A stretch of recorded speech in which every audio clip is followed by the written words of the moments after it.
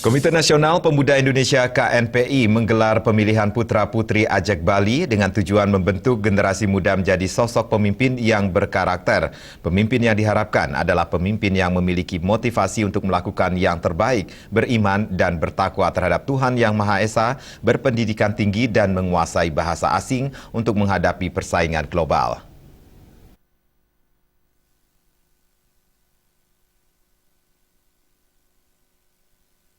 Ajang pemilihan putra-putri Ajak Bali yang diwacanakan oleh Arya Wedakarna dihadiri oleh 30 finalis siswa-siswi sekolah menengah atas yang telah diseleksi dari tingkat kabupaten dan kota.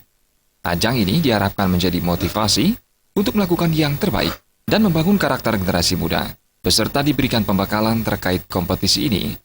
Mereka merupakan duta pendidikan, merupakan calon penerus bangsa di bidang politik, ekonomi, agama, serta budaya. Bali, dan ini adalah event yang konsisten dilaksanakan sejak beberapa tahun yang lalu. Di putra-putri sekolah ini kita juga menyampaikan tadi tentang motivasi agar anak-anak bangsa, terutama generasi muda Bali, untuk bisa menjadi pemimpin. Ya, baik itu pemimpin politik, pemimpin ekonomi, pemimpin agama, pemimpin budaya.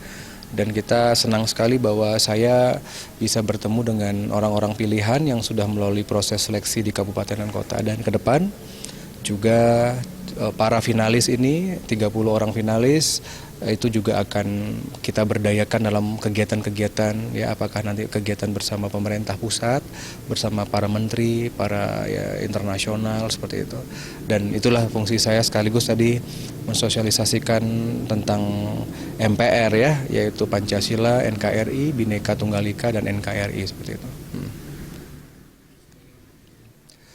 Jadi kita berharap bahwa putra-putri sekolah ini kan mereka adalah calon intelektual. Jadi saya berharap seperti tadi saya sampaikan bahwa mereka ya harus berpendidikan tinggi. Ya. Jadi kami siap juga memberikan beasiswa kepada mereka sampai S2. Ya. Jadi mereka harus menjadi master-master yang hebat untuk Bali, bahkan bisa jadi doktor.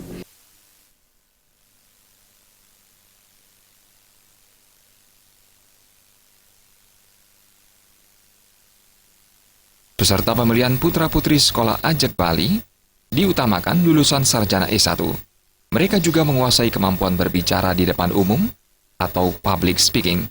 Selain itu, peserta menguasai bahasa asing, terutama bahasa Inggris, sehingga mampu berkomunikasi dan berdebat dengan bahasa lain. Syarat-syarat peserta lainnya adalah memiliki karakter spiritual yang kuat, memahami Bhagavad Gita, serta memahami agama.